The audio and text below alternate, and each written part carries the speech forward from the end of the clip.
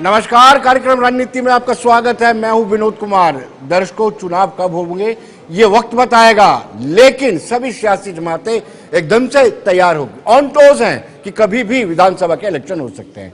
लेकिन सवाल यह है कि हम 2018 से लेकर के जब भारतीय जनता पार्टी ने समर्थन वापस लिया था, सरकार गिर गई थी, उसके बाद से जम्मू कश्मीर की आवाम एक पॉपुलर गवर्नमेंट को लेकर के तरस रही है और बार बार ये कहा जाता है कि डेमोक्रेसी जम्मू कश्मीर में प्रिवेल नहीं करती है। सदाकत भी है, सच्चाई भी है। सिर्फ हमारे पार्लियामेंटेरियन ही हैं जो अभी हाल ही में इलेक्शन हुए हैं, बाकी डीडीसी है, उसके अलावा ना पंचिस है, ना सरपंचिस है, ना वीडीसीज है, ना अर्बन लोकल बॉडीज के इलेक्शन हुए। तो 2018 से विधानसभा के चुनाव भी नहीं हुई है। लेकिन अब यह उम्मीद जागी है क्योंकि सुप्रीम कोर्ट ने पहली मर्तबा इंटरवेन किया है और कहा है कि सितंबर 2024 से पहले पहले चुनाव करवाए जाए। शायद यही एक कारण है कि जी कृष्ण रेड्डी को प्रभारी चुनाव प्रभारी बनाया गया है भारतीय जनता पार्टी का। कांग्रेस ने भी आत्ममंथन आत्मचिंतन किया है कि लोकसभा के चुनाव में हमने कैसा परफॉर्म किया है। इसके अलावा नेशनल कॉन्फ्रेंस ने भी मैराथन मीटिंग्स हो रही है। पीपल्स डेमोक्रेटिक पार्टी, माकपा हो, पीडीएफ हो, जितने भी सियासी जमातें हैं, हालांकि कुछ जो दमखम पहले पीपल्स कॉन्फ्रेंस या फिर अपनी पार्टी या आजाद की पार्टी दिखा रही थी, वो थोड़ा लोकसभा के चुनावों के बाद धीमा पड़ गया है। लेकिन क्या दस्तक दे रहे हैं चुनाव? जम्मू कश्मीर में विधानसभा के चुनाव होंगे।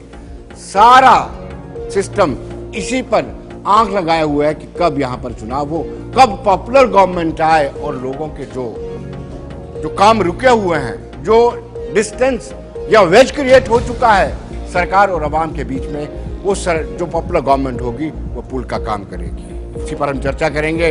अजय भारती जी मेरे एक्सट्रीम राइट पर हैं। अजय जी, आपका स्वागत है। और साथ में Virendra Sonu People's Democratic Party से। वीरेंद्र जी, आपका भी स्वागत है। एक्सट्रीम लेफ्ट में सुजीत मनास जी है। मनास साहब नेशनल कॉन्फ्रेंस से ताल्लुक रखते हैं। मनास साहब, आपका भी स्वागत है। और साथ ही साथ राजीव श्राफ जो नेशनल कांग्रेस से ताल्लुक रखते हैं। राजीव जी, आपका भी स्वागत है। शुरुआत में अजय भारती जी से करूंगा क्योंकि ये हेल्म ऑफ द अफेयर पर बैठे हो, यही कहूंगा मैं, क्योंकि आप की सरकार दिल्ली में भी है। क्यों अजय जी, क्या वाकई में भारतीय जनता पार्टी यूं तो कहती है कि 24/7 चुनाव के लिए तैयार है, क्या विधानसभा चुनाव के लिए भारतीय जनता पार्टी तैयार है और क्या मुद्दे होंगे? अजय जी। धन्यवाद विनोद जी। जी बिल्कुल सही है कि भारतीय जनता पार्टी का संगठन इस ढंग से मजबूत है, इस ढंग से बूथ लेवल तक है कि वो हमेशा इस मोड में रहते कि जो भी पार्टी की तरफ से आदेश आएगा उसका पालन ग्राउंड पर हो। इसलिए चाहे वो चुनाव हो, चाहे वो कोविड के टाइम पर लोगों की जो सहायता करने हो या कोई भी ऐसी बात हो, उस वक्त भारतीय जनता पार्टी का कार्यकर्ता समाज के साथ खड़ा रहता है। इसलिए चुनाव, चूंकि पॉलिटिकल पार्टी का, किसी भी पॉलिटिकल पार्टी का एक बेसिक एक तरीका होता है लोगों के साथ जुड़ना और लोगों के विश्वास को हासिल करने का, इसलिए चुनाव के लिए भी हम बिल्कुल निश्चित रूप से तैयार हैं। जिस प्रकार से पार्टी की लीडरशिप ने इस तरफ कदम उठाए हैं, उन्होंने, चाहे वो जिस प्रकार से आपने अपने इंट्रोडक्टरी रिमार्क्स में कहा कि एक चुनाव प्रभारी भी नियुक्त किए, जो संगठनात्मक प्रभारी है उनसे अलग होकर दूसरे जो चुनावों के मद्देनज़र हमारे ऐसे एक अच्छे सीनियर कार्यकर्ता, एक जोरदार नेता ऐसे कृष्ण रेड्डी जी को बनाया है यहाँ का प्रभारी। पार्टी के अंदर भी अभी आपने देखा होगा कि एक मैराथन मीटिंग्स का दौर चला है, जिसमें लोकसभा का जो चुनाव हमारा हुआ उसकी जो काफ़ी अच्छी परफॉर्मेंस हमारी रही है, उसको और इम्प्रूव कैसे करें उसके लिए भी आगे हमने विचार किया है। इसलिए चुनाव के लिए तैयार है और हमारा विश्वास है कि सितंबर तक जब चुनाव हो जाएगा तो भारतीय जनता पार्टी एक अच्छी तरह से चुनाव में जाकर लोगों का विश्वास प्राप्त करेगी और यहाँ पर एक अच्छी सरकार। इशू क्या रहेंगे? आप क्या लेकर के पब्लिक के बीच में जाएंगे कि आपने स्मार्ट मीटर लगवा दिए हैं, आपने प्रॉपर्टी टैक्स का प्रपोजल बना करके भेज दिया है? आप ये कहेंगे कि प्रॉपर्टी टैक्स अभी लगा नहीं है लेकिन प्रपोजल बन चुका है। आप क्या कहेंगे कि 70,000 डेली वेजर आज भी सड़कों पर है, उनके साथ कैसे इंसाफ करेंगे? क्या देखिए मुद्दे लेकर के जाएंगे विनोद जी? 2014 तक तो ये जो हमारे प्रतिपक्ष की पार्टियां थी वो एक प्रबंधा करती थी भारतीय जनता पार्टी के खिलाफ, लेकिन अब वो चल नहीं रहा है। इसलिए नहीं चल रहा है क्योंकि अब भारतीय जनता पार्टी के पिछले 10 वर्षों की परफॉर्मेंस लोगों के सामने है। इसलिए बहुत ज़्यादा हमको विषय क्या रहेंगे, कौन सा ये रहेंगे, उस पर बहुत मेहनत नहीं करनी पड़ेगी। हम अगर उसको कैटेगराइज करना हो तो लोगों के हित, चाहे वो गरीब हो, मजदूर हो, किसान हो, महिला हो, नौजवान हो, उनके हितों में जो कदम हमने जैसे पिछले 10 वर्षों में उठाए हैं उसके और आगे कैसे बढ़ाएं, ये हमारे मुद्दे रहेंगे।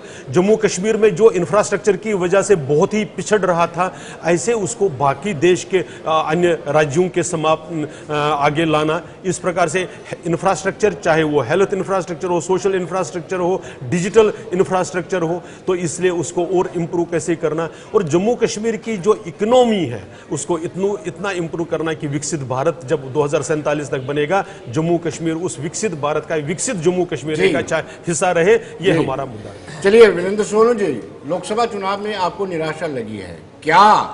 2024 के लोकसभा चुनावों से पार्टी स्ट्रेंथन हुई है या फिर स्कैटर हो गई, कमजोर हुई है? देखिए विनोद जी, सबसे पहले तो मैं ये कह दूं कि 2024 के पार्लियामेंट इलेक्शन में हमें कोई निराशा हाथ में नहीं लगी है। चलिए देखिए 5 अगस्त 2019 के बाद अगर किसी पार्टी को सबसे ज़्यादा डैमेज किया गया तो वो पीपल्स डेमोक्रेटिक पार्टी थी। हमारी सदर को लगभग 1.5 साल डिटेंशन में रखा गया, हमारी पार्टी पूरी तोड़ दी गई और उसमें से निकाल के ABCD इनकी टीमें जो बनी हैं वो आपके सामने है। चलिए मैं उस पर टाइम अब जाया नहीं करूँगा क्योंकि वो दुकानें बंद होगी।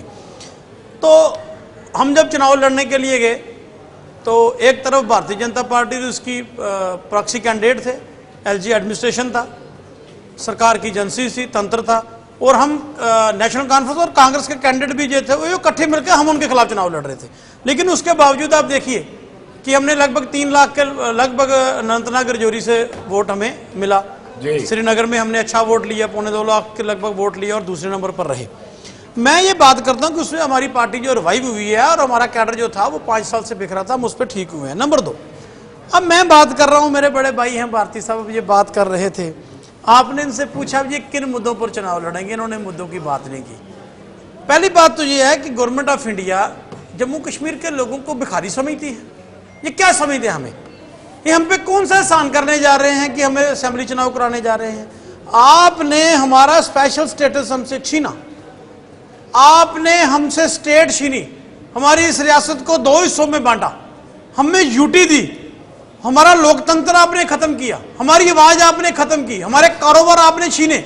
आज जिस तरह से ये मतलब बातें करते हैं चैनलों पे, मैं तो दुखी होता हूं। भाई क्या आप हमें देने जा रहे हो जी? असेंबली चुनाव कराने जा रहे हो, भाई कौन सा एहसान है? बनाओ ना गुजरात को यूटी, बनाओ हरियाणा को यूटी, बनाओ हिमाचल को यूटी, फिर हम आपको मानेंगे कि वाकई आप लोग हो। वहां आप क्यों नहीं बनाते यूटी? क्यों? क्योंकि आपकी जो दुश्मनी है वो जम्मू कश्मीर के लोगों के साथ है। नंबर 2, असेंबली चुनाव ये लड़ेंगे, पहली बात तो ये है, चलो भी यूटी में ये असेंबली का चुनाव कराना चाहते हैं, क्लर्क के नीचे जम्मू कश्मीर के लोगों को रखना चाहते हैं। विनोद जी, आज इस बात को समझना पड़ेगा। ये दुविधा दुखी, ये आपके मन की भी चीज है, आपके मन की भी दुख बात है जो मैं कर रहा हूं जो चैनल पर लोगों को। भाई आप मुझे एक बात बताइए, आप हम अपना MLA चुनेंगे, 1 मिनट के लिए सुनने वाली बात है, हम अपना MLA चुनेंगे, चीफ मिनिस्टर चुनेंगे, सरकार बनेगी, लेकिन हमारे चीफ मिनिस्टर को चपड़ासी ट्रांसफर करने का हक नहीं होगा। क्या करेंगे उस सरकार से? क्या उम्मीद है हमें उस सरकार से? ये हमारा क्या काम कर सकते हैं? नंबर 2, पहली बात तो मैं भारतीय जनता पार्टी दिल्ली वालों से नहीं, मैं जम्मू कश्मीर के नेताओं से पूछना चाहता हूं, बीजेपी के नेताओं से, अजय भारती साहब आपसे पूछना चाहता हूं, आप खुश हो यूटी के चीफ मिनिस्टर से? आप खुश हो यूटी की असेंबली से? ये अपने भगवान को आप साक्षी मान के बताना जिसको आप मानते हो। मैं तो ओपन कह रहा हूं कि मैं बिल्कुल खुश नहीं हूं, आप हमारा गला काटना चाहते हैं। नंबर 2, चलिए अब ये यूटी का चुनाव ये कराना चाहते हैं, तो इनके पास मुद्दे क्या हैं जिस पे चुनाव लड़ेंगे? मैं बताता हूं इनके मुद्दे क्या हैं। इनके मुद्दे हैं कि इन्होंने रेत बजरी का काला कारनामा अपने लीडरों की सरपरस्ती में यहां किया। 3000 की ट्राली 13,000 में बेची, मैं नहीं कह रहा, इनकी पार्टी का फार्मर MLC प्रेस कॉन्फ्रेंस करके कह रहा है, उसको दबाने का काम भारतीय जनता पार्टी ने किया। हमारे सुनिए, नहीं अभी मैंने इल्जाम ही नहीं शुरू किए, तो अभी तो एक से चिंता होगी, अभी तो बात शुरू नहीं है। चलिए आपने जम्मू कश्मीर के नौजवानों की नौकरियां खाई, अपटेक जैसी चोर कंपनी को ठेका दिया। आपको मैं कहता हूं, मैं कहां से शुरू करूं, कहां पर छोड़ूं? आपने जम्मू कश्मीर के नौजवान का भविष्य धुंधला किया, आपने हमसे सब कुछ छीना। आप मुझे एक बात बताइए, आपने स्मार्ट मीटर की बात की विनोद जी, हम वो दिन भूल थोड़ी गए हैं जम्मू के लोग। कि आपने स्मार्ट मीटर कैसे लगवाए थे कंसर्न थानेदार और तहसीलदार को लगा के। मुझे डेंगू था उन दिनों में, हम तब एजिटेशन कर रहे थे अपने इलाके में भी हम स्मार्ट मीटर नहीं लगने देंगे। विनोद जी, मैं डेंगू में था, डेंगू में, उसके बावजूद चिकनगुनिया जो एक उसका फैक्टर था, मैं चिकनगुनिया से पीड़ित था, उसके बावजूद हम प्रोटेस्ट में थे। इनके एसएचओ ने मुझे फोन किया, मैं इनका एसएचओ इसलिए कहता हूं क्योंकि इनके इशारों पर नाचते हैं। मुझे कहते हैं जी मीटर लगने दो, मैं कहा जी लोग नहीं मानते, तो कहते जी लोग अभी मान जाए, कैसे? कहते जब हम जेल में डाल के ले जाएंगे। तो मैंने कहा जेल में जानवर नहीं जाते, जेल में पक्षी नहीं जाते, जेल में लोग जाते हैं। अगर अपने हक की राखी के लिए हमें जेल भी जाना पड़ेगा तो हम जाने के लिए तैयार हैं, लेकिन तहसीलदार और एसएचओ लगवा करके सुनिए, आपने स्मार्ट मीटर लगाए, आपका चीफ इंजीनियर बिजली डिपार्टमेंट का कहता है यहाँ स्मार्ट मीटरिंग होगी, वहां बिजली का कट नहीं लगेगा। 3-3 घंटे का कट है रात को। चलिए सुन लिया जवाब, चलो इतनी बातों में अगली बात में करता हूँ, तफसीलन आपको जवाब देना पड़ेगा। एक तो उन्होंने कहा कि सरकारी मशीनरी का इस्तेमाल किया गया, अपनी लोकसभा सीट की बात कर रहे हैं, अनंतनाग राजौरी वाली।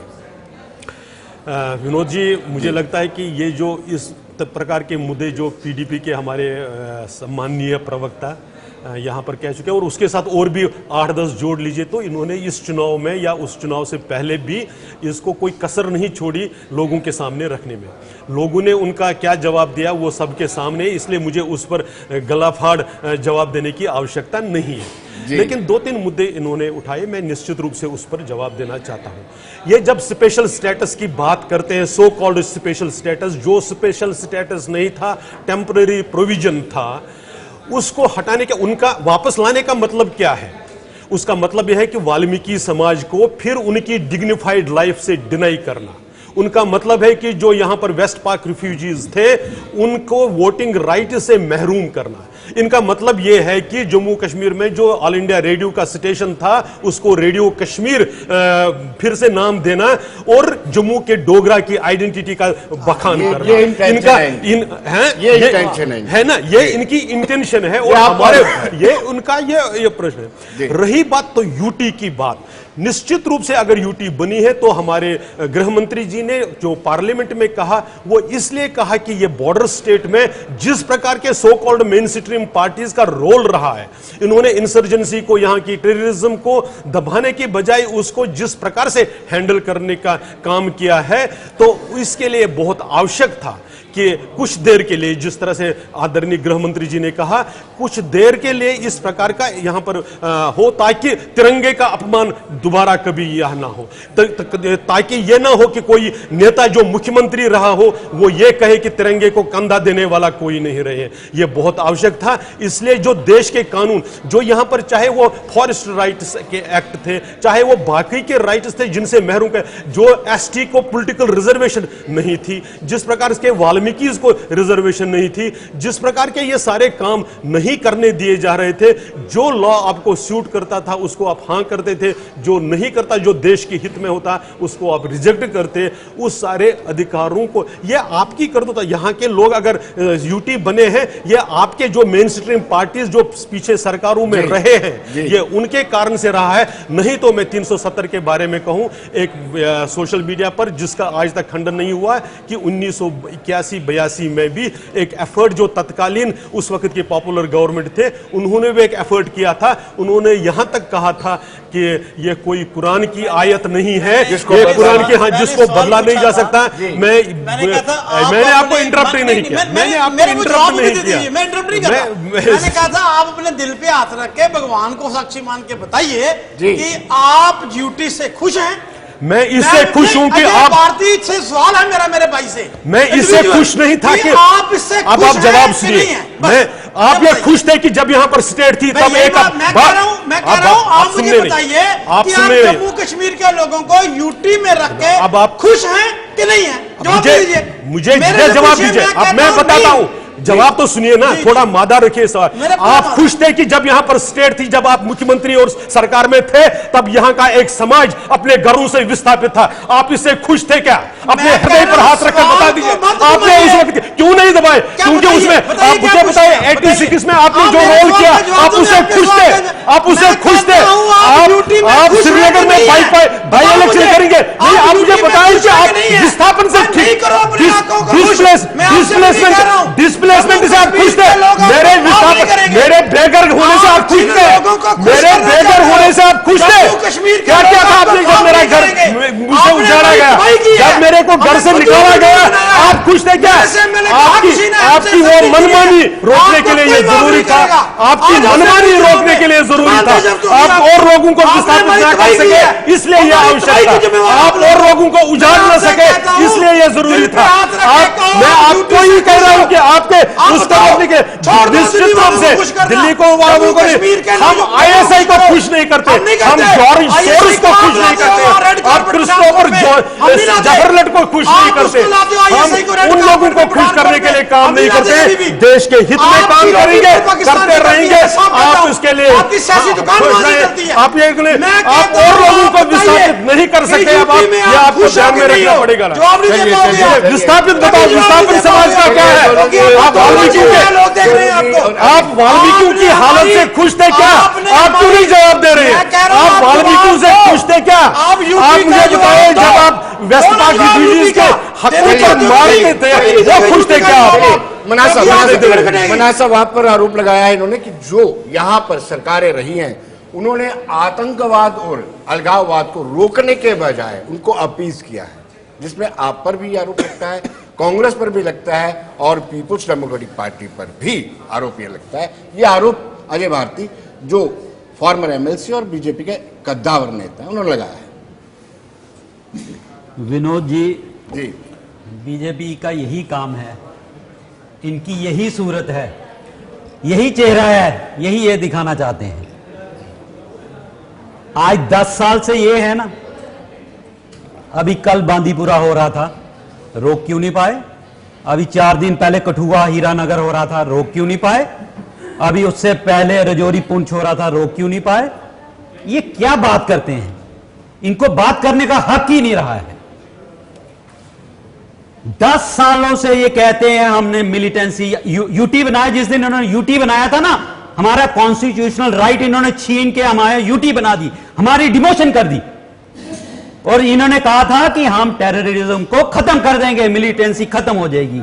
जनाब मुझे बताएं कहां मिलिटेंसी खत्म हुई है? आप विनोद जी इलेक्शन की बात कर रहे हैं ना, आज हम डिस्कशन यहां इलेक्शन की करने आए हैं। मुझे तो ये लग रहा है कि ये जो मिलिटेंसी दिखाई जा रही है ना, ये सिक्योरिटी का बहाना लाएंगे और यहां पे इलेक्शन नहीं होने देंगे। 10 साल हो गया, पर आ गए। सुन लीजिए अजय जी सुन लीजिए 10 साल हो गया यहां पे असेंबली का इलेक्शन हो गए। डबल इंजन सरकार है ना जनाब, PHE के डेली वेजरों को पक्का कर दीजिए। कश्मीरी पंडितों की आप बात करते हैं, कश्मीरी पंडितों का अलाउंस बढ़ा दीजिए। इंफ्रास्ट्रक्चर की आप बात करते हैं, लगाइए वहां पे हमारे ठेकेदार, वहां पे हमारे वर्कर लगने चाहिए। एम्स की बात करते हैं, जम्मू का डॉक्टर क्यों नहीं लगता? आप यूनिवर्सिटी की बात करते हैं, जम्मू का वाइस चांसलर, जम्मू कश्मीर का वाइस चांसलर क्यों नहीं लगता? बाहर के लगते हैं। इतने कमजोर हैं हम, इतने नालायक हैं हम, इतने पढ़े लिखे नहीं है। ये आप लोगों की चालें हैं जो हम चलने नहीं देंगे। कश्मीर से भाग गए हैं, अब यहां से एक सवाल आपसे बनता है, आपके कश्मीरी पंडितों के प्रति इतना प्रेम, और यह भी कहा जाता है कि कश्मीरी पंडितों के पलायन के पीछे नेशनल कॉन्फ्रेंस रिस्पॉन्सिबल है, ये सब भारतीय जनता पार्टी के लोग आरोप लगाते हैं। और आज आपको कश्मीरी पंडितों के प्रति प्रेम जाग रहा है। जनाब कश्मीरी पंडित हमेशा नेशनल कॉन्फ्रेंस के सिर माथे पे हैं, ठीक है जनाब, ये आपको ध्यान होना चाहिए। कश्मीरी पंडितों का अलाउंस सिर्फ नेशनल कॉन्फ्रेंस ने बढ़ाया था। कश्मीरी पंडितों के लिए कमेटी बनाई थी जिसमें इनके वेलफेयर का लुक आफ्टर करना था, लेकिन हमारी बदकिस्मती रही, डॉक्टर आपने उमर अब्दुल्ला साहब की सरकार थी, हम उसको पूरा नहीं कर सके। ये जो भारतीय जनता पार्टी करती है ना कश्मीरी पंडितों का ड्रामा, ये सिर्फ वोट लेने के लिए करती है। ये प्रैक्टिकल आज इनकी डबल इंजन सरकार है ना, यहाँ पे चैनल पे भारती जी यहाँ पे कमिट करके जाए, अलाउंस बढ़ा देना कश्मीरी पंडितों का, PHE को रेगुलर कर देना, PHE के डेली वेजरों को, हम मान जाए ना इनको। कहां कौन रोक रहे हैं आज इनको?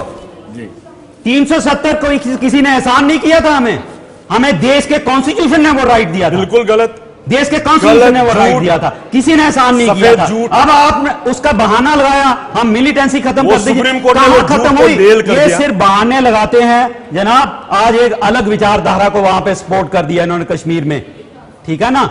इनको सिर्फ वोटों की राजनीति है। हमारे कश्मीर को, जम्मू को ये बेचते हैं पूरे देश में वोटों की राजनीति के लिए। ये नहीं होना चाहिए और ना ही ये राजीव जी आपके पास आते हैं, लेकिन एक सवाल आपसे बनता है जो इन्होंने कहा कि नेशनल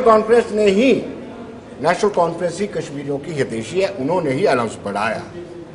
देखिए ये बिल्कुल फैक्चुअली इनकरेक्ट है। 370 का भी इन्होंने जिक्र किया, मैं वही कॉन्स्टिट्यूशनली बिल्कुल गलत था। ये एक कॉन्स्टिट्यूशन से बाहर आकर, अगर ये कॉन्स्टिट्यूशनली होता, एक सुप्रीम कोर्ट उसको स्ट्रक डाउन नहीं करता। दूसरा, ये कॉन्स्टिट्यूशन की जो हमारी ओरिजिनल बुक के मिसलिनियस चैप्टर में नहीं होता, वो 35 के बाद 35 ए नेचुरल बनता था, वहां पर नहीं डाला। ये इसका मतलब है कि ये सबवर्शन है। और क्या कहा गया था तत्कालीन प्रधानमंत्री जी द्वारा कि ये घिसते घिसते घिस जाएगा, घिसा नहीं, शार्प एजेड वेपन बन गया जिसने देश और देश के हितों को काटता रहा। एक बात, ये जो आज कॉन्स्टिट्यूशन घिसते नहीं है भारती जी, कॉन्स्टिट्यूशन घिसते नहीं है।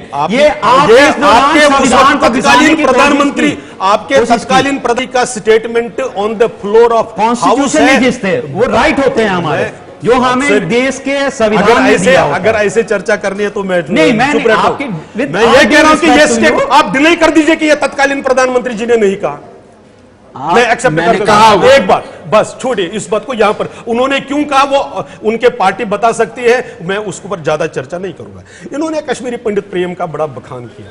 क्या प्रेम है कि जब इनके यूनिट के जो इनके सो कॉल्ड सेल थी कश्मीरी पंडितों के काम के लिए, उनके सामने डॉक्टर फारूक अब्दुल्ला साहब कहते हैं कि आपको जगमोहन ने निकाला, दूसरे दिन उनमें से अधिकांश नेता छूट गए।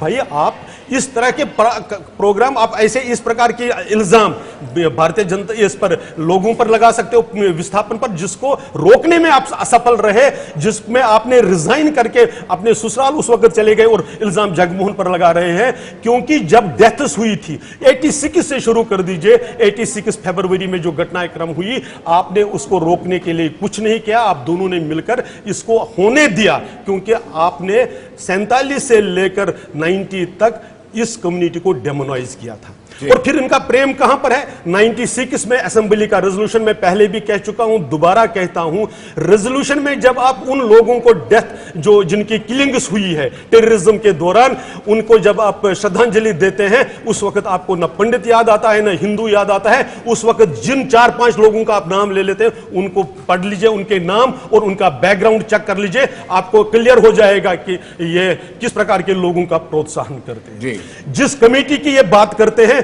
मैं चैलेंज के साथ कहता हूं, 2 चीजें डिनाई करके बता दें, मैं इस विषय पर बात करना छोड़ दूंगा। एक कमेटी जो ऑल इंडिया कश्मीरी समाज ने जब कोर्ट में केस किया, जिसका जो बैटरी ऑफ लीडर लॉयर्स थे, उनका जो प्रिजाइड करते, जिनको हेड करते थे, वो श्रीमान अरुण जेटली जी थे। चेक कर लीजिए, केस का नंबर भी मैं आपको दे देता हूं। दूसरा, जब house committee, department related house committee 2006-2007 में बनी, उस वक्त उसकी चेयरपर्सन आदरणीय सुषमा स्वराज जी थे। उनके अथक प्रयत्नों के कारण कोर्ट में आपको बताना पड़ा कि हम ये कदम उठा रहे हैं, तब तक आपने कुछ नहीं किया। और जब आपने 2008 में अगर उस मजबूरी में अनाउंस भी किया, तो आपने क्या किया? 2014 तक 6,000 में से केवल 1445 लोगों को आपने अपॉइंटमेंट ऑर्डर्स दिए। आपने उसमें से उनको रहने के लिए कोई प्रावधान नहीं किया। आपने ऐसा कोई कदम नहीं उठाया, बल्कि डॉक्टर फारूक अब्दुल्ला साहब दिल्ली में एक फंक्शन जब अपने सिद्धार्थ गिगूक जी की एक पुस्तक का विमोचन कर रहे थे कि आपको कोई बेगिंग करने के आपके सामने नहीं आएगा, आना है तो आओ, नहीं आना है नहीं आओ।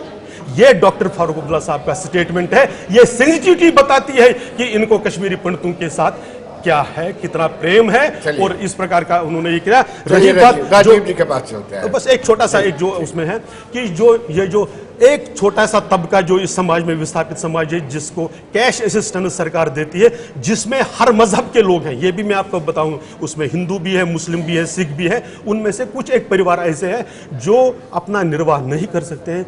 2 बार अभी तक भारतीय जनता पार्टी की सरकार में वो बढ़ चुका है, आगे भी वो ऑन कॉर्डस है, किसी भी दिन। चलिए राजीव जी, आप में अंतरकलह बिल्कुल चरम सीमा पर है। आपकी अभी रिसेंटली मीटिंग हुई, उसमें ये मामला उठाया कि स्टेट प्रेसिडेंट को बदल दिया जाना चाहिए। देखिए विनोद जी, पहले तो जिस पे हमारी चर्चा है मैं उस बात पे आऊँगा। जो टॉपिक है, कांग्रेस हमेशा से असेंबली इलेक्शन की बात करती रही। हमने शुरू से कहा यहाँ असेंबली इलेक्शन कराओ जी। और ये इलेक्शन कराने से क्या था कि जब पार्लियामेंट के इलेक्शन हुए तो हमने कहा ये पार्लियामेंट के साथ ही असेंबली को भी करा दो, टैक्स का लोड कम पड़ेगा, जनता पे खर्चा कम पड़ेगा और एक ही बारी में स्टेट के असेंबली इलेक्शन भी हो जाए। लेकिन इन्होंने कोई केयर नहीं की, यानी इन्होंने पार्लियामेंट करवा दी, असेंबली उसके साथ नहीं कराते कराई। एक आध दिन का उसमें से फर्क आना था, ज्यादा साथ के साथ वो भी हो जाती। दूसरा, लोकल बॉडी के इलेक्शन जब इन्होंने सर्वे कराया हर जगह हार रहे थे, इनको डर आ गया, चलो उसके रीजन ओबीसी का आ गया। उसके बाद भी 1 महीना 2 महीना, आज मेरे को लग रहा है 8-9 महीने से ऊपर हो चुके हैं, तो लोकल बॉडीज के भी ये इलेक्शन नहीं करा रहे। अब मैं बात करूंगा जब स्टेट की इलेक्शन होगी, ये वो वाले वोट इन्होंने राम मंदिर पे और मोदी जी के नाम पे लिए। हम कांग्रेस ने 10 लाख वोट अभी भी हमें पड़ा हुआ है इस पार्लियामेंट में, तो आप ये न मत समझिए कांग्रेस कहीं कमजोर है। यहाँ जब इलेक्शन होंगे तो लोकल मुद्दे जो हैं वो सामने रहेंगे। बिल्कुल, एक रहेगा स्मार्ट मीटर का, लैंड का, लिकर वाला माफिया आ गया और जॉब का सबसे बड़ा इस दफा। बाकी जो चीजें जॉब्स जो है वो जो जैसे लिस्ट पेपर लीक हुए, पर्चे लीक हुए, नीट के पेपर, मतलब हर एक बच्चा, कई बच्चे तो 710 ये 720 नंबर होते हैं, 720 किसी को ग्रेस मिल गए, कोई सब। अच्छा, और सबसे बड़ी बात है, सारा जब शोर मचा ये क्यों किया गया, जब पार्लियामेंट का इलेक्शन का रिजल्ट आना शुरू हो जाएगा, रिजल्ट को 10 दिन पहले लाके साथ ही कर दे ताकि शोर शराबा और ये पता ना लगे कि इसमें स्कैम हुआ। बाद में पता लगा कि एक ही सेंटर के 8 बच्चे आगे कहीं आगे, और ग्रेस मार्क्स का भी प्रोविजन दे दिया गया। बताओ ग्रेस मार्क्स का किस में 2 किस्म के पेपर होते हैं, एक ऑनलाइन होता है, एक ऑफलाइन होता है। ये पेपर ऑफलाइन हुए और ऑफलाइन में कोई ग्रेस मार्क्स नहीं होता। जो ऑनलाइन होते हैं उसमें कई दफा नेट स्लो हो गया, नेट नहीं चला, उस वजह से ग्रेस मार्क्स दिए जाते हैं। तो मेरा ये कहने का मतलब है, आज बीजेपी के हमारे भाई साहब भारती जी हैं, इनको दिल पे हाथ रख के बताओ कि आप ब्यूरोक्रेसी से खुश हैं? आपके ये एक आज किसी की सुनवाई नहीं है, ये अपनी इनकी अपनी भारती जी के बार-बार दिल पर हाथ क्यों रखवा रहे हैं? दिल है ही नहीं इनके पास। फिर जवाब सुनते नहीं है, फिर दिक्कत है कि फिर जवाब नहीं सुनते। आज एडमिनिस्ट्रेशन से आप खुश हो? क्या लोगों की सुनवाई हो रही है? क्या लोगों के मसले हल हो रहे हैं? ये लोग देखिए, पहला चरण में बीजेपी थोड़ी डाउन गई, सेकंड, थर्ड, फोर्थ, 7वें चरण तक बीजेपी गिरे, और उसके बाद जो 8वां चरण आएगा ना स्टेट इलेक्शन का, हरियाणा का, इधर बाकियों का, उसमें आप देखेंगे कुछ और बढ़ के आएगा। ये आज भी नहीं समझ रहे लोग, इस समय बहुत ज्यादा दुखी है और त्राहिमा मची है, और लेकिन फिर भी इनको कोई फर्क नहीं पड़ रहा। ये सोच रहे आज भी हम है, आपका वोट परसेंटेज गिर चुका है, आपको लोग नहीं पसंद कर रहे हैं, इस बात को आप मानो, आने वाले टाइम में नहीं बख्शेंगे अगर आप नहीं सुधरे तो। चलिए सोनू जी, आपके पास लोग, लेकिन मैं आपको बताता हूं कि 2014 के इलेक्शन में 14% भारतीय जनता पार्टी का वोट बढ़ा है, 25 सीटें ली और 11 से बढ़कर के 25 हो गई। पीडीपी ने 21 से 28 ली, 7% पीडीपी का भी वोट बढ़ा। और अगर नेशनल कॉन्फ्रेंस की बात करें तो उनका वोट गिरा था। तो कहीं ना कहीं ये चीजें सारी सामने आती है। लेकिन सोनू जी, इन्होंने कहा कि हमने यूटी क्यों बनाई, हम 370 और 35 से रिपील किया या 370 में संशोधन किया, इसलिए किया कि वहां की सरकार यानी जम्मू कश्मीर की सरकारें अलगाववाद और आतंकवाद को बढ़ावा देती थी। उन्होंने ये भी कहा कि इस तरह की स्टेटमेंट देते थे कि तिरंगे को कंधा देने वाला। ये कारण बताया उन्होंने कि क्यों हमने स्पेशल स्टेटस हटाया। देखिए विनोद जी, ऐसे है कि मेरे भाई हैं भारती साहब, मुझे उम्मीद है कि मुझे जवाब देने का मौका जरूर देंगे। मैंने उनकी पूरी बातें सुनी। मैं इंटरप्ट नहीं करता, वो आपके स्वभाव में है, मैं कभी नहीं करता। ठीक है सोनू जी, एक छोटा सा ब्रेक लेके फिर वापस लौट। तो अब आपने लौट दे छोटे से ब्रेक के बाद। पिछू आया पानी पीकर को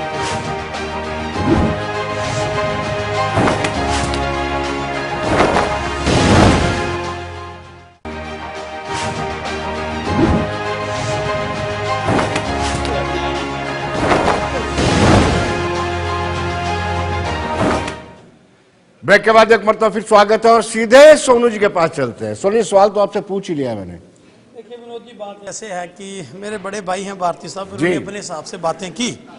सबसे पहली बात तो ये है, मैं एक ही बार उस पर करूंगा, उसके बाद टॉपिक पे आ जाऊंगा। ये 370 की बात करते हैं, कहते हैं कि हम कहीं बाहर से नहीं लेके आए थे विनोद जी, हमें गवर्नमेंट ऑफ इंडिया ने तब दिया था।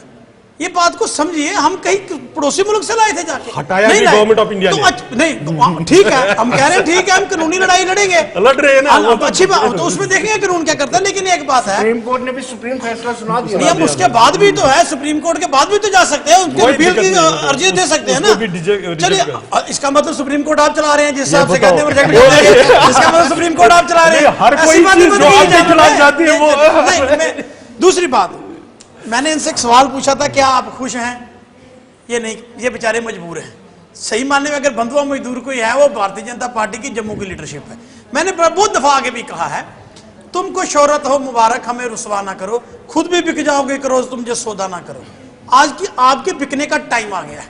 विनोद जी, मुझे एक बात बताइए, एक आदमी पूरे रियासत जम्मू कश्मीर को चलाना चाहते हैं, जिनको ना जम्मू कश्मीर की टॉपोग्राफी का पता है, ना भाषा का पता है, ना जुबान का पता है, ना हमारी प्रॉब्लम का पता है। जी, मैं कहता हूं अगर एलजी रखना है तो भारती साहब को बना दीजिए ना, ये जम्मू कश्मीर के तो है ना, कम से कम मां मारती है, मारने तो नहीं देती, कम से कम ये किसी ना किसी का भला तो करेंगे। नंबर 2, अब ये एक बात है, ये जिस तरह से बात करते हुए मेरे भाई हैं सराफ साहब, उन्होंने कहा नीट की परीक्षा के बारे में नई नई ताजा जो घटना घटी है उसके ऊपर बात की। देखिए विडंबना, इनका मिनिस्टर पहले दिन कहते हैं कि घपला कोई हुआ ही नहीं है, ये अपोजिशन का बनाया हुआ षड्यंत्र है, दूसरे दिन प्रेस को कहते हैं नहीं घपला हुआ, हम इसकी जांच करेंगे। भाई ये क्या वजह है कि सारे घपले भारतीय जनता पार्टी के राज में क्यों होते हैं? आज मुझे आप बताइए, नौकरियों की बात तो छोड़िए, आप नौकरियां तो आपने क्या देनी है छोड़िए, आप बच्चों को पढ़ने नहीं देना चाहते, आप बच्चों की पढ़ाई नहीं कर पाना चाहते, आप बच्चों को नीट के एग्जाम में आपका पता नहीं क्या, ये कहां से आ गया ग्रेस मार्क्स का चक्कर, किसने लाया ये कंसेप्ट, कोई पूछने वाला नहीं। नंबर 2, मैं आज बात आता हूं जम्मू कश्मीर की, जिन्होंने जम्मू कश्मीर के मुद्दों पर बात ही नहीं की। मैं पूछता हूं, ये 3000 की ट्राली आपने 13,000 में बेची, 10,000 रुपया किसने खाया? जवाब कोई नहीं देता। जब इनका फार्मर एमएलसी कहता है भी फलाने आदमी का नेता का पीए लेने आता था, तो उसको माफी मंगवाई जाती है। अब ये जाने इनकी बात, मैं तो ये बात कहता हूं, कुदरत दा वर्तारा देखा सप खेड़ दे मोरा नाल, हुक्मरान ने बुरकी सांझी कर ली रिश्वत खोरा नाल, ते किथे जाके रोइए रब्बा कुत्ती रल गई चोरा नाल। जिन लोगों को हमने अपना नुमाइंदा बनाया था, उन्होंने 10,000 रुपया ट्राली में से खा लिया, हम अपना दुखड़ा किसके पास रोए जाके बताइए। और एक और उसमें सबसे बड़ी बात, अहम बात है, आज बनास साहब ने बहुत एक अच्छा सवाल किया।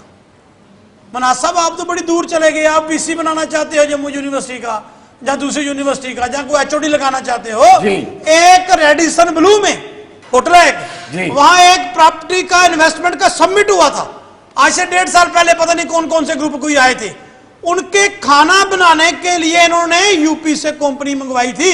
और ये जम्मू वालों को तो दाल चावल बनाने के लिए रखना नहीं चाहते, आपको रोजगार देंगे। समझिए जम्मू के लोगों, आप इनकी बातों को समझो, आप समझते क्यों नहीं? मैं ये पूछना चाहता हूं कि अगर आप इतने ही तैशी हो हमारे जनाब, आप इतना ही आपको हमारे साथ प्यार है, आपने लीकर माफिया बाहर से लाके हमारे सर पर बैठाया है। बुरी चीज है शराब, मैं ना पीता हूं ना इसकी, मैं कोई इसकी वो नहीं करता, वकालत नहीं करता। कुछ लोगों ने मुझे कहा, मैं मजाक में बात नहीं है, मैं पार्टी ऑफिस मेरे पास आए, कहते जनाब आप रोज आप जम्मू के मसले उठाते हो, हमारा भी एक मसला उठाइए। मैं कहता आपका क्या मसला है? कहता जनाब जम्मू में नकली शराब बिक रही है। कहता पहला आदिया लेके काम चलता था, बोतल पीते हैं चढ़ती नहीं है। एक मैंने चैनल पर देखा, एक आपका पोर्टल चैनल है, वहां पर एक लड़का कह रहा है जनाब 100 रुपए का प्रिंट रेट है, हमसे 120 रुपए लिया जा रहा है। सरकार सोई है? कहां है एक्साइज कमिश्नर? कहां है सरकार? बताइए मुझे, आपने जम्मू के लोगों को समझा क्या है? आपने हमें पता क्या समझा है कि ये सब्जी के साथ धनिया है, लेकिन एक बात याद रखना, बिना धनिया की कुछ सब्जी स्वाद नहीं बन सकती। आपने हमारी शारक काटी है। आप देशियों की बात करते हैं, आप खुद एक कश्मीरी पंडित समाज से आते हैं। भारती साहब 10 साल से आप सरकार में हैं, क्या किया आपने कश्मीरी पंडितों के लिए? राहुल भट्ट के रूप में टारगेट किलिंग, और ये जब ये कश्मीरी पंडित मेरे भाई जो पीएम पैकेज के तहत लगे हैं, जब इनके सिक्योरिटी का खतरा नहीं, सुनिए बात नहीं, सवाल अभी, जब इनको खतरा था ये जम्मू में आगे प्रोटेस्ट करते हुए, चुनाव की तैयारी कर रहे हैं, नहीं चुनाव तो होगा ना, चलिए होगा, चलो होगा, चुनाव तो होगा। लेकिन एक बात बताइए, आपने उनकी तनख्वाहें बंद करके और उनको वापस वहां पर भेजा, चलिए मुझे जवाब दे मेरी बात, बात से आगे पीछे नहीं बातों का जवाब। विनोद जी, मुझे लगता है कि आप समय का ध्यान रखेंगे कि जितने समय में प्रश्न पूछे गए तो कम से कम उतना समय तो जवाब देने के लिए निश्चित रूप से होगा। करप्शन का चार्ज कौन लगाते हैं? जिनके समय में गरीब आदमी को गाय बिजड़ा जमीन बेचकर मंत्रियों को देना पड़ता था नौकरी लगने के लिए, और फिर अगर लाख रुपए दिया तो 2-2 हजार रुपए करके वापस मांगने के लिए उनके दर दर की ठोकरें खानी पड़ती है। ये हमको करप्शन का पाठ पढ़ाते हैं और ये कहते हैं बस इंटरप्शन पर पैर उठा है। जनता जानती है, जम्मू कश्मीर की जनता जानती है, जम्मू कश्मीर की जनता जानती है। और जिनको पिछले दिनों में कार्रवाई हुई है वो ऐसे कितने लोग जिनको जब उनके रिकॉर्ड्स फर्स्ट ऑर्डर्स मांगे गए तो कैसे हाँपने लगे, वो सारी चीजें लोगों के सामने है। मैं उसकी डिटेल में नहीं जा रहा हूं। ये एक बात। फिर जम्मू के हक की बहुत जबरदस्त बात करी। एक कॉलेज जो कश्मीर में कोई प्रॉब्लम हुई बंद हुआ, आयुर्वेदिक कॉलेज जम्मू का बंद किया गया। क्यों? क्योंकि जम्मू के हक की क्या चिंता है? जम्मू के लोगों के हक को हम मानते हैं क्या? ये लोग हमें जम्मू के हकों की चिंता बड़ा कदर कराते हैं। इन सवालों का हकीकत है, इसके जवाब मुझे बताइए, आयुर्वेदिक कॉलेज क्यों जम्मू का बंद हुआ? ऑफिसर उतरने से क्या कर रहे हैं? हमने वो चालू कर दिया, हमने दोबारा चालू कर दिया। मैं आपकी नीयत पर क्वेश्चन करता हूं, मैं आपकी नीयत पर क्वेश्चन करूंगा। आज आयुर्वेदिक कॉलेज अपनी नई बिल्डिंग में पूरे शबाब के साथ चल रहा है और जम्मू के बच्चे वहां पर पढ़ रहे हैं। ये एक बात मुझे वही मैं कह रहा हूं, जम्मू में आज आयुर्वेदिक कॉलेज आज चल रहा है और बहुत ही शान शौकत के साथ नई बिल्डिंग कर रहा है। ये जम्मू के लोगों को मुबारक है। हमने कोई किसी पर ऐसा नहीं किया। आप बोलने नहीं देंगे क्योंकि आपको मालूम है कि आपकी दुखती रग पर मेरा हाथ है। एक बात, अब इन्होंने गवर्नर की बात कही, एलजी की बात कही, जो भी रहता है। मुझे बताइए, जब मोहम्मद शफी कुरैशी साहब यहां से जाकर गवर्नर बनकर जाते हैं तो उनको रोकना चाहिए था ना? नहीं जी, हम अलग हैं, हम भारत के किसी में अब हम वहां चीफ मिनिस्टर था, स्टेट असेंबली थी। अब टालेंगे जम्मू कश्मीर के, जम्मू कश्मीर का ये बेसिक प्रॉब्लम है कि इनको वही प्रॉब्लम है कि जब इनके ऊपर क्वेश्चन आप लड़ाएंगे तो ये बहस करके वो कर देंगे, टालेंगे, ये झगड़ा डालेंगे, लेकिन उस प्रश्न का उत्तर नहीं देंगे। हम मानते हैं, और ये 1947 से हमने शुरू किया है कि हम जब से भारतीय जनता पार्टी का उसके पूर्व स्वरूप में भी हुआ है, जम्मू कश्मीर, कश्मीर से लेकर कन्याकुमारी तक भारत एक है। यहां के हर बाशिंदे के साथ कोई डिस्क्रिमिनेशन हो सकती है। जितना हक जम्मू कश्मीर के लोगों पर तमिलनाडु, असम, मध्य प्रदेश, गोवा, गुजरात पर है, उतना ही वहां के लोगों का भी यहां पर भी फिर बोलेंगे क्योंकि डिसइंटीग्रेशन है, क्योंकि अलगाववादियों के समर्थक है, क्योंकि आईएसआई और जॉर्ज सोरोस के कहने पर चलने वाली पार्टी है, क्योंकि भारत की एकता के खिलाफ, भारत की एकता के खिलाफ है, भारत की इंटीग्रिटी के खिलाफ है। मुझे ये बताइए, स्पेशल स्टेटस क्या होता है? स्पेशल जम्मू कश्मीर का कोई स्पेशल स्टेटस नहीं था, कभी नहीं था। मुझे बताइए, जिनकी बैसाखियों पर आप खड़े हो, जिनकी बैसाखियों पर मैं कह रहा हूं कि आप कितनी भी कोशिश दोगे कि नहीं? जॉर्ज सोरोस से और पैसा ले लीजिए और डॉलर ले लीजिए, ये सरकार छोड़ने वाली नहीं है। स्पेशल स्टेटस दोगे कि नहीं? अंदाजा कर लीजिए, पहली बार नॉन कांग्रेसी प्राइम मिनिस्टर तीसरी बार शपथ ले रहा है, इसको आप हजम नहीं कर रहे हैं। इस बात से आपको दर्द है, लेकिन जिसको भी दर्द है, हम जब 303 की सीटें थी भारतीय जनता पार्टी के पास, तब भी एनडीए था, तब भी बाकी पार्टी के, तब भी पार्टियों के, तब भी पार्टी मंत्री थे। आप कितना भी झूठ बोलेंगे, आप कितना भी झूठ बोलेंगे, कितना भी इंटरप्ट करेंगे, कितना भी इंटरप्ट करेंगे, लोग इस बात को जानते हैं। और आपकी इस इंटरप्शन को, आपकी इस डिसरप्शन की आदत को, क्योंकि आपने पार्लियामेंट में आगे यही करना है, यह आपको बताया गया है कि आपने पार्लियामेंट को चलने नहीं देना। हालांकि आपका पार्लियामेंट में कोई नहीं, आपका पार्लियामेंट में कोई मामले वाला नहीं है, लेकिन आपकी इंडी ब्लॉक का यह स्वभाव है कि जब सही बात हो तो उसको इंडी कोई नहीं है, वो इंडी है। क्या आपको लगता है कि जो पक्षपात होता था बीजेपी की डबल इंजन वाली सरकार में कम हुआ है?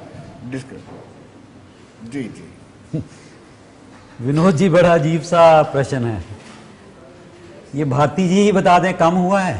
निश्चित रूप से समाप्ति की ओर है। मैं बताता हूं भारती जी, मैं बताता हूं आपको। आप वो पाकिस्तानी रिफ्यूजी की बात करते हैं ना जी। नेशनल कॉन्फ्रेंस की गवर्नमेंट उनको 25 लाख रुपया देने के लिए तैयार थी। कब डेट बता दीजिए, डेट बताइए, यही पर प्रॉब्लम है, डेट बता दीजिए। आप सुनिए, आपने बताइए, आप सुनिए, नहीं, आप डेट सुनिए, बता मैं दीजिए। बताता हूं। गलत बात हमने मत कहिए। कमेटी बनाई जिसमें हम तैयार थे 25 लाख। नहीं, आपने तैयार पता थे। क्या किया उनके साथ ठगी? तैयार सुनिए थे। भारती जी, अब सुनिए ना, ठगी क्या की? 5 लाख रुपया दिया, एफिडेविट साइन करा लिया कि और नहीं मांगेंगे। ठीक है ना, आप ये बात करते हैं, आपकी डबल इंजन की सरकार है ना, यहां पे कमिटमेंट कर जाइए ना, डेली वेजरों को रेगुलर कर देंगे। आप भी सरकार के काफी क्लोज रहे हैं। नहीं, पहले ये बताइए आप ना, कर जाइए ना, तो आपने 25 लाख कब कहा आप था? हमें यहाँ पे कमिटमेंट कर जाइए। हमारी यहाँ पे 4 यूनिवर्सिटियां हैं, नेक्स्ट वाइस चांसलर जो है हमारे जम्मू कश्मीर से होगा। करिए ना कमिटमेंट, क्यों कांपते हैं आप? ये ऐसी नहीं चालबाजी चलेगी। आप जो सिर्फ चालबाजी सिर्फ हमारे जम्मू कश्मीर को पूरे देश में आपने बेचा है और सिर्फ रोटियां सेकी हैं आपने, उसमें अपनी पॉलिटिकल रोटियां सेकी हैं। जम्मू कश्मीर का 370 किसी की दी हुई हमें भीख नहीं थी। 370 हमारा राइट था, बिल्कुल गलत नहीं था, हमारा राइट था जो हमें मिला था।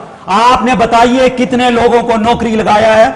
आपका एम्स खुला है, कितने लोगों को आपने लगाया है? आप फिर जब मैं ये बात करूंगा ना, विनोद जी कहेंगे पर्सनल नहीं करना। आपके एक बहुत बड़े मंत्री की सिर्फ एक बच्ची वहां पे लगी है जम्मू की, और जम्मू के और नहीं लगे। बताइए, ये एम्स खोला है आपने, कितनी सहूलत दे रहे हैं आप एम्स में? छोड़ दीजिए भारती साहब, आपकी डबल इंजन सरकार है। इस बात पर जो आपने इल्जाम लगाया है, डबल इंजन सरकार में भारती जी सुन लीजिए। नहीं, मना साहब, आपने एक बात कही ना, मुझे उस पर बता दीजिए। देखिए, बताइए। आपने कहा कि आपने एक तरीके से करप्शन का एक चार्ज लगाया है।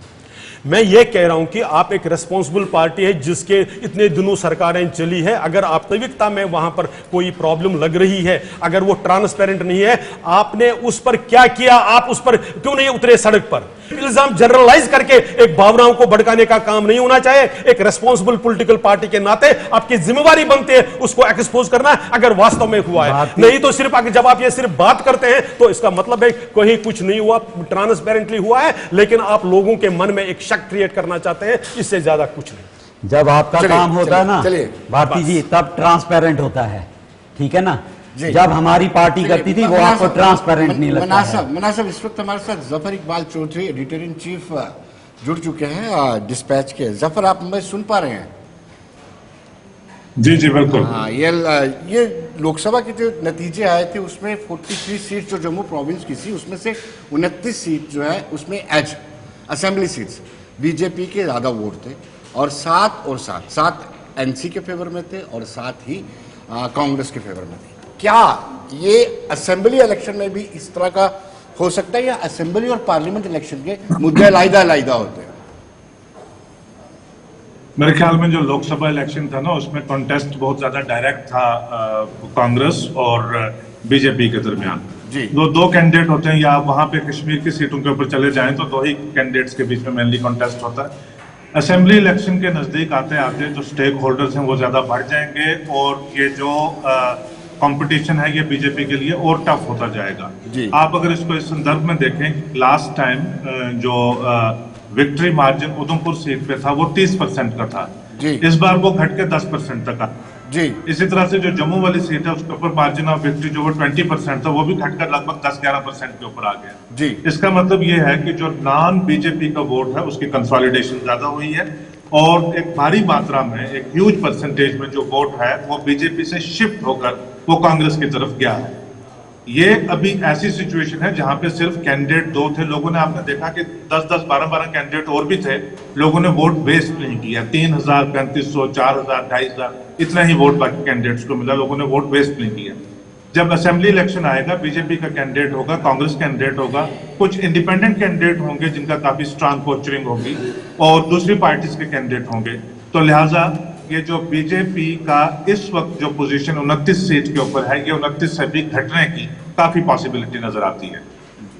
लेकिन जफर, जिस तरीके से इस वक्त कहा जा रहा है, क्या अफोर्ड कर पाए कि भारतीय जनता पार्टी सितंबर 2024 से पहले इलेक्शन, असेंबली इलेक्शन की बात कर रहा हूं? जहां तक सवाल अफोर्डेबिलिटी का है, अगर आप उसको अगस्त 2019 की बैकग्राउंड में देखें तो बीजेपी ये चाहेगी कि आने वाले दहाइयों तक भी जो है जम्मू कश्मीर में किसी ऐसी पार्टी की सरकार ना हो जो उनकी नीतियों के विपरीत हो। जी। यही एक वजह है कि पिछले 5 साल में सारी सिचुएशन जो है वो बड़ी सूटेबल होते हुए भी इलेक्शन यहाँ पे नहीं हो पा रहा है। और आज जब इलेक्शन कमीशन की तरफ से भी कुछ पेशरफ नजर आ रही है, चीफ इलेक्शन कमिश्नर ने भी कहा है कि हम बड़े एक्साइटेड हैं इलेक्शन करवाने के लिए। बीजेपी ने इलेक्शन इंचार्ज यहाँ पे अपॉइंट कर दिया है, जबकि जो बाकी पोल बाउंड स्टेट्स हैं उनके साथ साथ यहाँ पे भी अपॉइंट किया है। कांग्रेस की तैयारियां भी हो रही हैं। इन सब चीजों को देखने के बावजूद भी जितना जम्मू कश्मीर की स्थिति को और जो सेंटर की खास करके जो बीजेपी की नीति है जम्मू कश्मीर को लेकर, जितना मैं उसको समझ पाता हूँ, उसके मुताबिक मैं ये सेफली ये कह सकता हूँ कि अभी ये कहना उचित नहीं है कि इलेक्शन राउंड द कॉर्नर है।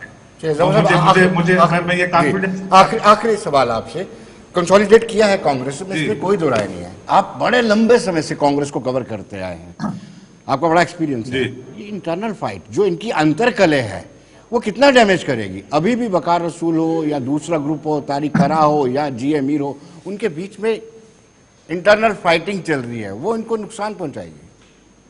लास्ट सवाल। पहली बात यह है कि कांग्रेस ने कुछ कंसोलिडेट नहीं किया। कांग्रेस की कोई ऑर्गेनाइज्ड कैंपेन नहीं थी, कोई उनके पास नेटवर्क नहीं है, इंफ्रास्ट्रक्चर नहीं है, पैसे नहीं है, पार्टी नहीं है, कुछ भी नहीं है। ये लोगों ने वोट कांग्रेस को नहीं दिया, ये लोगों ने वोट बीजेपी के खिलाफ दिया जी। अब आने वाले इलेक्शन में इसीलिए मैं ये कहता हूं कि आपने कांग्रेस को बीजेपी का राइवल नहीं देखना है। बीजेपी का जो राइवल है वो बीजेपी के अंदर से ही तैयार होगा। और ये नेशनल लेवल के ऊपर भी आपने देख लिया है कि अगर बीजेपी को कहीं पे कोई कमजोर कर पाया है, बीजेपी को कहीं पे कोई बीजेपी से जो है वो डाइवर्ट कर पाया वोट, वो बीजेपी के अंदर से ही लोग कर पाए, क्योंकि बीजेपी में पावर की कंसंट्रेशन जो है वो नेशनल लेवल पे हो या स्टेट लेवल पे हो, पावर की कंसंट्रेशन जो टॉप लेवल पे बहुत ज्यादा हो चुकी है।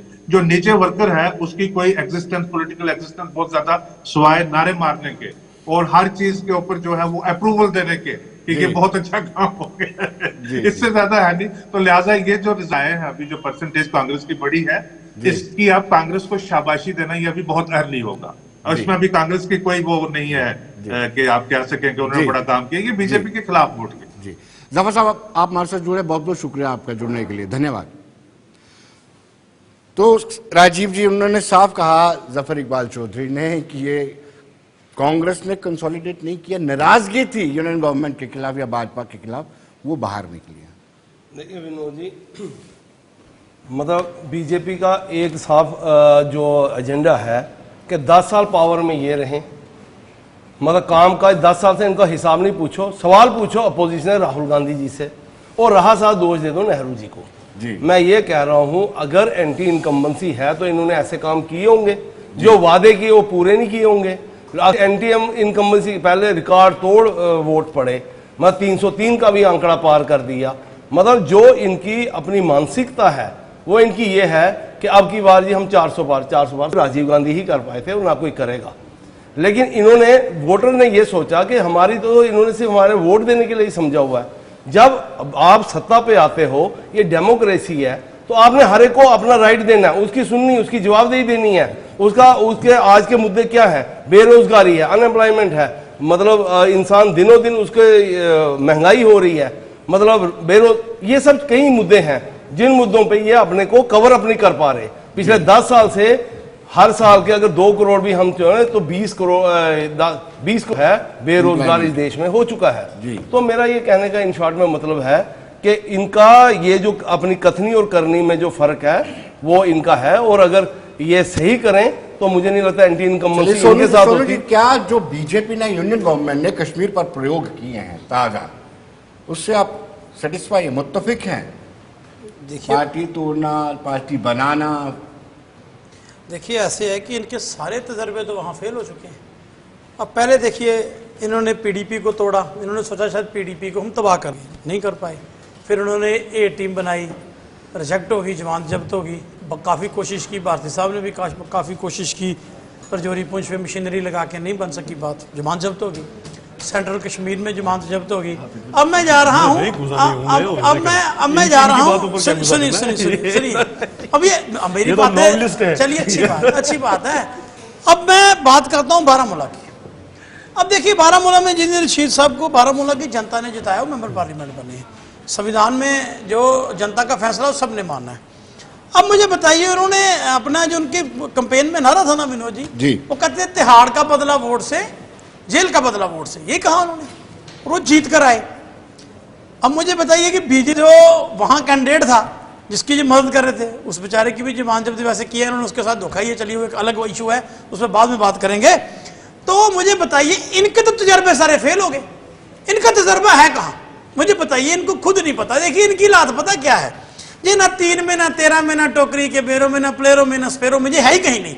ये पार्टी कहती है हम पूरे विश्व की सबसे बड़ी पार्टी हैं और कश्मीर इशू पे ये पूरे देश में चुनाव लड़ना चाहते हैं, कश्मीर में अपने कैंडिडेट खड़ा नहीं करना चाहते। एक तरफ से समझदार भी हैं, इनको पता था कि हमारी जमानतें जब तो नहीं है तो कश्मीर को बेचेंगे कहाँ जाके, चलिए वो भी हो गया। अब मुझे बताइए, अब ये कर क्या रहे हैं, हमें इस समय से हमें नहीं मालूम इनकी आगे सोच क्या होगी, लेकिन इनकी सोच को समय देख लीजिएगा, बाद में कहेंगे समय खत्म हो गया। ये नहीं कहना। इनकी सोच को कश्मीर के लोगों ने रिजेक्ट किया है। अब मैं करता हूं बात जम्मू की। जफर साहब अभी कह रहे थे कि बात तो एक सच है, आप समझिए कि पूरे देश की अगर मैं बात करूं, पिछली बार माननीय प्रधानमंत्री साहब को लगभग 5 लाख वोट से जीते थे, वाराणसी से 6 लाख से, तो इस बार 1.5 लाख से जीते हैं। मैं दावे के साथ कहता हूं, अगर कांग्रेस ने वो सीरियसली चुनाव लड़ा होता ना, मोदी साहब अपनी सीट हार जाते। लिख के लीजिए, आप इस चीज को समझिए, 4.5 लाख आदमी 5 सालों में, आप कहते हैं बड़े शक्तिशाली है, हमें शिवंजा इंच का सीना भी दिखाया गया, हमने ये कर दिया वो कर दिया। आपकी होम कंस्टिट्यूंसी से आप 4.5 लाख वोट कम हो चुके हैं, आप 4.5 लाख वोट कम हो चुके हैं, ये छोटी बात नहीं। आपको ये बात, और दूसरी, मैं जम्मू आता हूं, मैं जम्मू और कठुआ दोनों सीटों की बात करता हूं। सुनिए, जिस तरीके का नंगा नाच हुआ ना यहाँ विनोद जी, पैसे का, मशीनरी का, मैं उसके बावजूद कहता हूं 5.5 लाख के लगभग इंडिया गठबंधन ने जम्मू वाली सीट से वोट लिया है, जो एक बहुत बड़ी बात है, कोई छोटी बात नहीं। और एक मैं जफर साहब की बात के साथ सहमत हूं, ये 29 की बात करते हैं, ये 9 MLA नहीं बना सकते अपने विनोद जी, इसलिए जम्मू कश्मीर में चुनाव होगा ही नहीं, ये करेंगे नहीं कभी चुनाव। जवाब ले लीजिए। देखिए 3 प्रश्न आए हैं। सबसे पहले मैं विद ड्यू रेस्पेक्ट जफर साहब से थोड़ा डिसएग्री करूंगा कुछ मामलों में। उन्होंने एक बात बिल्कुल सही कही कि कांग्रेस के फेवर में कोई वोट नहीं था। अगर कांग्रेस पर में होता तो उनको, खासकर जिस उधमपुर कॉन्स्टिट्यूंसी की उन्होंने जिक्र की, उसमें से उस कैंडिडेट को जिसको उन्होंने 1 साल पहले भारत जोड़ो यात्रा में आने नहीं दिया, उनके तरले करके कांग्रेस का कैंडिडेट नहीं बनाते। एक बात। दूसरी, जिस उमर अब्दुल्ला ने उनका सबसे ज्यादा विरोध किया, वो 5 दिन वहां पर कन्वेंसिंग करते रहे, उसके बाद भी वो उनको जिता नहीं सके, क्योंकि लोग इनको आजमा चुके हैं, इनसे दुखी होकर उन्होंने इनको छोड़ चुके हैं। ये एक बात है। लेकिन जफर साहब ने एक बिल्कुल पॉजिटिव बात की, ये भी कहा 20 से 25% गिर चुका है। सर पूरा तो सुनिए। उन्होंने कहा कि जो अपोजिशन, जो पहले डिसइंटीग्रेटेड वोट था, वो इकट्ठा हुआ है, और यही देश भर में, खासकर उत्तर प्रदेश, ईस्टर्न उत्तर प्रदेश में हुआ कि जो पहले यूपी के लड़के अलग अलग थे, वो उन्होंने इकट्ठे करके वो वोट कंसोलिडेशन हुआ, इसलिए वो अलग चीज है। और इस पर मैं आपको एक छोटे से आंकड़े ही हैं, वो मैं कोई अपनी बात नहीं कर रहा हूं, इलेक्शन कमीशन के आंकड़े बताता हूं। आप देख लीजिए, जैसे बानीहाल की कॉन्स्टिट्यूंसी, भारतीय जनता पार्टी का वहां पर भी 2019-2014 से बढ़ गया है। वोट में कोई कमी नहीं हुई है, वोटिंग जो अपना परसेंटेज है वो बढ़ा ही है, कम नहीं हुआ है। हाँ, अपोजिशन की कंसोलिडेशन के कारण वो विक्ट्री में हर जगह। एक छोटा सा और बात, इन्होंने जिस बात की कही असेंबली की, यहां पर जो बात है, हम यहां पर लोकसभा में एक ऑब्जेक्टिव लेकर गए कि डायनास्टिक रूल को समाप्त करना है। आप देख लीजिए कि वो उस ऑब्जेक्टिव को भारतीय जनता पार्टी ने डायनास्टियों के कैंडिडेट साहब कंक्लूड कीजिए, समय नहीं है। एक मिनट। मैं भारती साहब, आपको इतना कॉन्फिडेंस है तो इलेक्शन करवाइए ना, जो आप जो कर रहे हैं ना, ये होगा। जफर साहब ने क्या कहा, सुनिए ध्यान से, जो आप ये कर रहे हैं ना, मैंने स्टार्टिंग में भी विनोद जी ये कहा, ये इलेक्शन नहीं होने देंगे, इलेक्शन नहीं करवाने का ये सारा ड्रामा रचा जा रहा है। वो तो वो जफर साहब ने भी, क्योंकि इनको पता है कि यहाँ पे कश्मीर में इनकी क्या हालात होने वाला है, फिर ये कश्मीर बेचेंगे कैसे? जब आप यहाँ से हार जाएंगे तो पूरे हिंदुस्तान में बेचेंगे कैसे? तो इसलिए ये इलेक्शन, मुझे शक है कि इलेक्शन सितंबर तक हो जाए, मुझे शक है। चलिए धन्यवाद, बहुत बहुत शुक्रिया। धन्यवाद राजीव जी, आपका बहुत बहुत शुक्रिया। सोनू जी आपका शुक्रिया। आजय जी आपका शुक्रिया। तो दर्शकों, आप बने रहिए जिस दुनिया की खबरों के लिए, और मुझे इजाजत। नमस्कार।